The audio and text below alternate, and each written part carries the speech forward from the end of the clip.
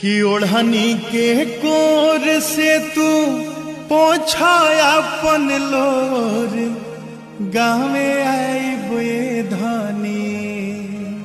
अरे ओढ़नी के कोर से तू पोछा अपन लोर गाँवे आई बुए धानी, गाँवे आई बुए धानी।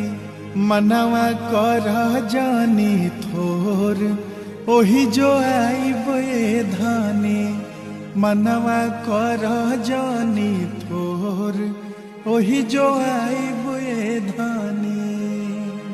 कि ओढ़नी के कोर से तू पोछा अपन लोर गाँवे आई बुए धानी।